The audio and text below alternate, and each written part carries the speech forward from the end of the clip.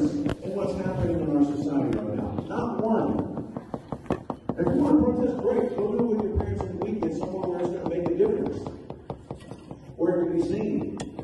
Does that make sense? I have said the last couple of days over the announcements, I have tried to emphasize how important it is for every one of you to take advantage of the opportunities you're being given. When you come back from this break next week, no school next week, when you come back, there's 3 days. And 52% of you, that's 1 out of every 2 students in this campus, has to take the TELPAS test. It's a state test. 3 days is all you have left before we take that test. And some of y'all are trying to create a huge disruption that's going to take away from somebody's ability to study and get ready for that test. You see why I'm upset about that? My number one job on this campus is not education. My number one job is your personal safety and security.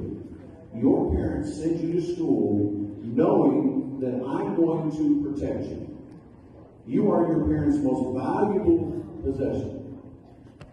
You mean more to them than anything else. That's my number one job. When y'all do stuff like you did today, it puts you and it puts every other student at risk. When you're running up and down the hallways, pushing each other, and we're trying to make this big disruption, it makes us unsafe. And let me be very clear. You may have freedom of speech, freedom of assembly, you have a protest. In a school setting, if you disrupt the learning environment, you're going to get a consequence. If you walk off this campus, you're going to get marked absent. You're going to get in trouble for skipping. Plus, disrupting the school. Or elopement is what they call it when you leave the actual campus. Because I can't guarantee your safety if you go onto a street and walk down the road. Somebody could be riding. Be smart. You're not making any difference by doing things that way, other than interfering with your ability to get an education. The only person you're hurting is yourself when you do it that way. Does that make sense? If you want to make a difference, go in the classroom and learn what you need to do to be able to speak to who you need to speak to and to do what you need to do. Get an education. That is how you make a difference. Succeed. That is how you make a difference. Okay, the last thing I'm going to say about this. Because of what's happened, not just today, but the last week, I'm done with it. I'm tired of it. My philosophy has always been, you abuse it, what happens? You lose it. You've heard me say that before, right? Hey, we've been abusing things this last week. A lot. We're on silent lunch today. Depending on how we do, we might be on silent lunch when we come back.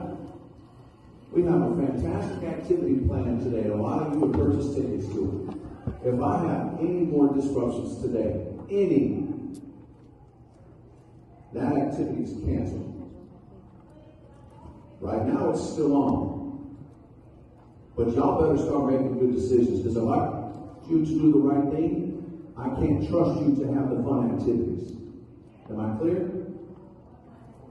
So you need to be talking to each other and say, hey, chill out with all that stupid stuff, because we want to do the fun stuff. And that fun stuff isn't going to happen if I can't trust my students to make good decisions. Right now it's still on.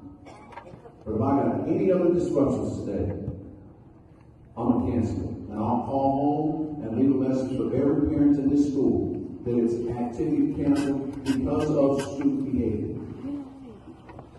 Am I clear? I want to do fun things with you the rest of this year. But you're to the point where you have to show me that we're going to make right decisions. So silent lunch today.